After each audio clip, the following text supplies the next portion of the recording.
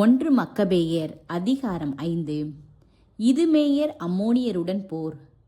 பலிபீடம் மீண்டும் எழுப்பப்பட்டது என்றும் திரு உறைவிடம் முன்பு இருந்தது போல் அர்ப்பணிக்கப்பட்டது என்றும் சுற்றிலும் இருந்த வேற்றினத்தார் கேள்விப்பட்டு மிகவும் சினம் கொண்டனர்.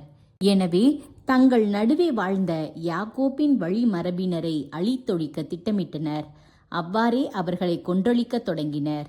இதுமேயாவில் இருந்த அக்கிரபத்தேனில் ஏசாவின் மக்கள் இஸ்ரேலரை முற்றுகையிட்டிருந்ததால் யூதா அவர்களை கடுமையாக தாக்கி வீழ்ச்சியுற செய்து கொள்ளை பொருள்களையும் எடுத்து வந்தார்.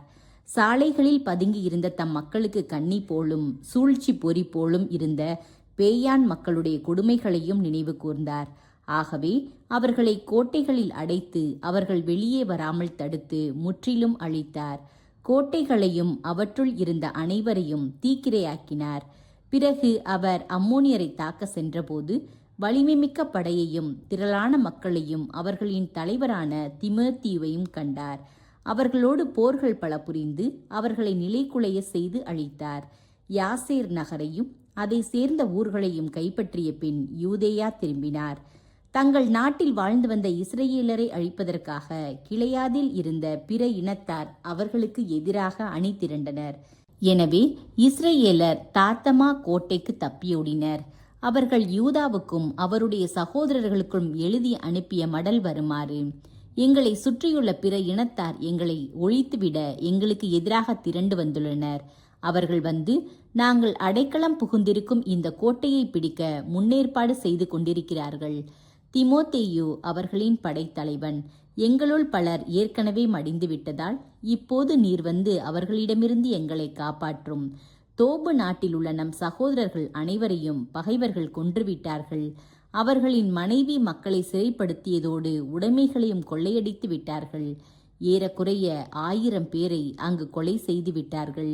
யூதாவும் அவருடைய சகோதரர்களும் அம்மடலை படித்து கொண்டிருக்கும் போதே கிழிந்த ஆடைகளோடு சில தூதர்கள் கலிலேயா நாட்டிலிருந்து இது போன்ற செய்தி ஒன்றை கொண்டு வந்தார்கள். தாளமாய், தீர், சீதோன் நகரத்தாரும் பிற இனத்தார் வாழும் கலிலேயா நாட்டு மக்கள் அனைவரும் தங்களுக்கு எதிராக எழுந்து தங்களை அழித்தொழிக்க கூடியிருப்பதாக தெரிவித்தார்கள். யூதாவும் மக்களும் இச்செய்தியை கேட்டு கடும் துயருக்கும் பகைவர்களின் தாக்குதலுக்கும் உள்ளாகியிருந்த தங்கள் உறவின் முறையினருக்கு தாங்கள் செய்ய வேண்டியதை பற்றி முடிவு செய்ய பெரும் கூட்டமாக கூடினார்கள். யூதா தம் சகோதரரான சீமோனை நோக்கி, நீர் வீரர்களை தேர்ந்து கொண்டு கலிலேயா நாட்டிலுள்ள உறவின் முறையினரை விடுவிக்க புறப்படும். நானும் என் சகோதரரான யோனத்தானும் கிளையாதுக்கு போவோம் என்றார். யூதேயாவை காப்பதற்காக செக்கரியாவின் மகனான யோசேப்பையும் மக்கள் தலைவர்களுள் ஒருவரான அசரியாவையும் எஞ்சிய படையோடு விட்டு சென்றார். இம்மக்களுக்கு பொறுப்பாயிருங்கள். நாங்கள் திரும்பி வரும் வரை பிற இனத்தாரோடு போர் செய்யாதீர்கள் என்று அவர்களுக்கு கட்டளையிட்டார். கலிலேயாவுக்கு செல்வதற்காக சீமோனுக்கு 3000 வீரர்களும் கிளையாதுக்கு செல்வதற்காக யூதாவுக்கு 8000 வீரர்களும் குறிக்கப்பட்டார்கள். சீமோன் கலிலேயாவுக்கு சென்று பிற இனத்தாரோடு போர்கள் பல செய்து அவர்களை அழித்தார்.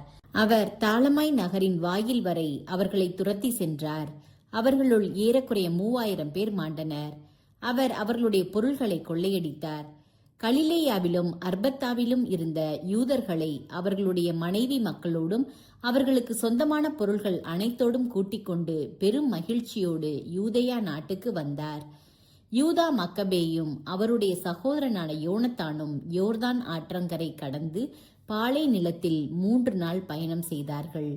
அவர்கள் நபத்தேயரை சந்தித்தார்கள். நபத்தேயர் அவர்களை இனிதே வரவேற்று கிளையாத நாட்டில் வாழ்ந்து வந்த யூதர்களுக்கு நேர்ந்த யாவற்றையும் தெரிவித்தார்கள். போஸ்ரா, போசோர், அலேமா, காஸ்போ, மாக்கேது, கர்னாயிம் என்னும் வலிமைமிக்க மாநகர்களில் யூதர்கள் பலர் சிறை வைக்கப்பட்டிருந்தனர். மற்றும் சிலர் கிளையாதின் பிற நகரங்களில் சிறை வைக்கப்பட்டிருக்கின்றனர். பகைவர்கள் நாளையே அவர்களின் கோட்டைகளை தாக்கி கைப்பற்றி மக்கள் எல்லாரையும் ஒரே நாளில் அழித்தொழிக்க ஏற்பாடு செய்து கொண்டிருக்கிறார்கள் என்று சொன்னார்கள். ஆதலால் யூதாவும் அவருடைய படை வீரர்களும் உடனே திரும்பி பாலை நில வழியாய் போஸ்ராவுக்கு சென்று அதை கைப்பற்றினார்கள். ஆடவர் எல்லாரையும் வாளுக்கு இரையாக்கி நகரை கொள்ளையடித்து கொளுத்திவிட்டார்கள். பிறகு அவர்கள் இரவில் அங்கிருந்து புறப்பட்டு தாதமா கோட்டைக்கு சென்றார்கள். பொழுது விடியும் வேளையில் அவர்கள் தலை நிமிர்ந்து பார்த்தபோது கோட்டையை பிடிப்பதற்கும் அதில் இருந்த யூதர்களை தாக்குவதற்கும் ஏணிகளோடும் படை பொறிகளோடும் வந்த எண்ணிலடங்காத மக்கள் திரளை கண்டார்கள். போர் தொடங்கிவிட்டது என்று யூதா கண்டார். நகரிலிருந்து எழுந்த கூக்குரல் எக்கால ஒளியோடும் பேரிரைச்சலோடும் சேர்ந்து வானத்தை எட்டியது. ஆதலால் அவர் தம் படை வீரர்களை நோக்கி, இன்று நம் உறவின் முறையினருக்காக போரிடுங்கள் என்றார். யூதா தம் படையை 3ஆக பிரிக்கவே அவர்கள் எக்காலங்களை முழங்கிக் கொண்டும் உரத்த குரலில் வேண்டிக் கொண்டும் பகைவர்களை பின்தொடர்ந்தார்கள்.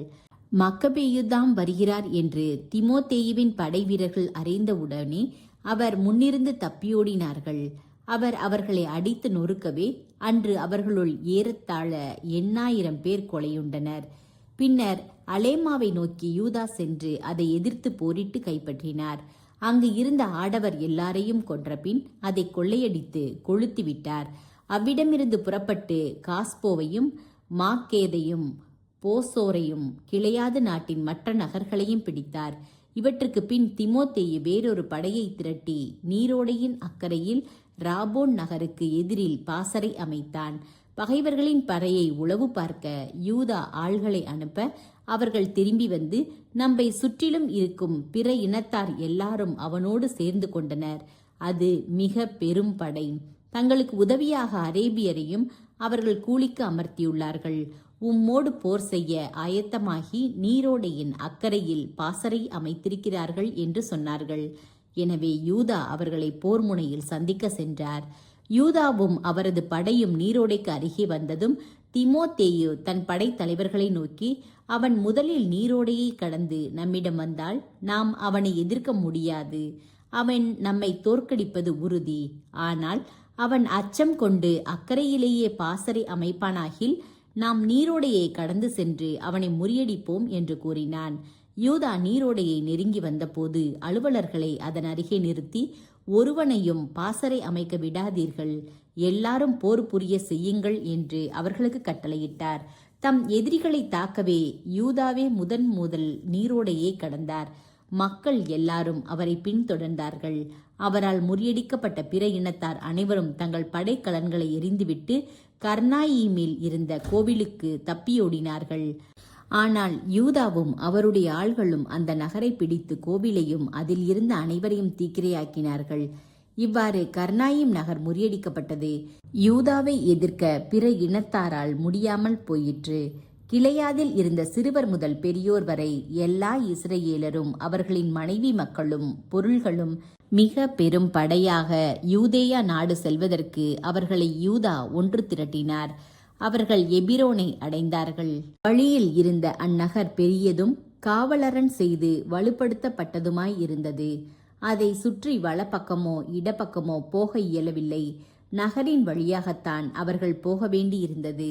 ஆனால் அவர்கள் உள்ளே நுழையாதவாறு நகரில் இருந்தவர்கள் தடுத்து வாயில்களை கற்களால் அடைத்தார்கள். யூதா அவர்களிடம், நாங்கள் உங்கள் நாட்டின் வழியாக எங்களுடைய நாடு போய் சேர வழிவிடுங்கள். நாங்கள் யாரும் உங்களுக்கு தீங்கு செய்ய மாட்டோம், நாங்கள் நடந்தே செல்வோம் என்று அமைதியை நாடும் முறையில் சொல்லி அனுப்பினார். இருப்பினும் நகர வாயில்களை அவருக்கு திறந்துவிட அவர்கள் விரும்பவில்லை. ஆதலால் படை வீரர்களுள் ஒவ்வொருவரும் தாம் இருந்த இடத்திலேயே பாசறை அமைக்க வேண்டும் என்று அறிக்கையிடும்படி யூதா கட்டளையிட்டார். அவ்வாறே வீரர்களும் பாசறை அமைத்தார்கள். யூதா அன்று பகலும் இரவுமாக அந்த நகரத்தோடு போர் புரிந்து அதை கைப்பற்றினார். ஆடவர் எல்லாரையும் வாளால் கொன்றொழித்தார். நகரை கொள்ளையடித்த பின் தரைமட்டமாக்கினார். கொலையுண்டவர்களை தாண்டி நகரை கடந்து சென்றார். பின்னர் அவர்கள் யோர்தானை கடந்து பெத்சான் நகருக்கு எதிரில் இருந்த பெரிய சமவெளியில் சென்று கொண்டிருந்தார்கள். தம் மக்களுள் சோர்ந்து பின்னடைந்தவர்களை யூதா ஒன்று சேர்த்து வழி முழுவதும் யூதேயா நாடு சேரு மட்டும் அவர்களுக்கு ஊக்கமூட்டி கொண்டு சென்றார். அவர்கள் அக்களிப்போடும் அகமகிழ்வோடும் சீயோன் மலைக்கு ஏறி சென்று தாங்களுள் யாரும் அழிவுறாமல் பாதுகாப்புடன் திரும்பி வந்ததற்காக எரிபலிகளை ஒப்பு கொடுத்தார்கள். யூதாவும் யோனத்தானும் கிளையாத நாட்டில் இருந்த காலத்தில் அவர்களுடைய சகோதரனான சீமோன் கலிலேயாவில் தாலமாயை முற்றுகையிட்டு கொண்டிருந்த காலத்தில் அவர்கள் புரிந்த போர்களை பற்றியும் தீரச் செயல்கள் பற்றியும் படைத்தலைவர்களான செக்கரியா மகன் யோசேப்பும் அசரியாவும் கேள்விப்பட்டார்கள். நாமும் நமக்கு நல்ல பெயரை தேடிக்கொள்வோம், நாம் சென்று நம்மை சுற்றிலும் இருக்கும் பிற இனத்தாரை எதிர்த்து போர் செய்வோம் என்று சொல்லி தங்களோடு இருந்த படை வீரர்களுக்கு ஆணையிட அவர்கள் யாம்னியாவை நோக்கி அணிவகுத்து சென்றார்கள். ஆனால் அவர்களை போர் முனையில் சந்திக்குமாறு கோர்கியாவும் அவனுடைய படை வீரர்களும் நகருக்கு வெளியே வந்தார்கள். யோசேப்பும் அசரியாவும் முறியடிக்கப்பட்டு யூதாவின் எல்லை வரை துரத்தி அடிக்கப்பட்டார்கள். அன்று இஸ்ரேல் மக்களுள் ஏறத்தாழ 2000 பேர் மாண்டனர். தீரச் செயல் புரிய எண்ணிய மக்கள் யூதாவும் அவருடைய சகோதரரும் சொன்னதை கேளாததால் இவ்வாறு பெரும் தோல்வி அடைந்தார்கள். ஆனால் யார் வழியாக இஸ்ரேலுக்கு மீட்பு வழங்கப்பட்டதோ அவர்களது வழிமரபை சேர்ந்தவர்கள் அல்லர் இம்மனிதர்கள். ஆண்மை படைத்த யூதாவும் அவருடைய சகோதரர்களும் இஸ்ரேலர் அனைவர் முன்னும் பிற இனத்தார் அனைவர் முன்னும் அவர்களின் பெயர் தெரிய வந்த இடமெல்லாம் மிகவும் பெருமைப்படுத்தப்பட்டார்கள். மக்கள் திரண்டு வந்து அவர்களை பாராட்டினார்கள். பின்னர் யூதா தம் சகோதரர்களோடு புறப்பட்டு தென்னாட்டில் இருந்த ஏசாவின் வழிமரபினரை எதிர்த்து போர் செய்தார். எபிரோன் நகரையும் அதை சேர்ந்த ஊர்களையும் அழித்தார். அதன் கோட்டைகளை தரைமட்டமாக்கி அதை சுற்றி இருந்த காவல் மாடங்களை தீக்கிரையாக்கினார். அங்கிருந்து பெலிஸ்தியரின் நாட்டுக்கு புறப்பட்டு மாரிசா வழியாக சென்றார். தீச்செயல் புரிய விரும்பிய குருக்கள் சிலர் முன்மதியின்றி போருக்கு சென்றிருந்ததால் அன்று போரில் மாண்டனர். பெலிஸ்தியரின் நாட்டில் அசோத்து நகரை யூதா அடைந்து அதன் பலி பீடங்களை தரைமட்டமாக்கி அவர்களுடைய தெய்வங்களின் சிலைகளை தீயிலிட்டு எரித்தார். நகரங்களை கொள்ளையடித்த பின் யூதேயா நாடு திரும்பினார்.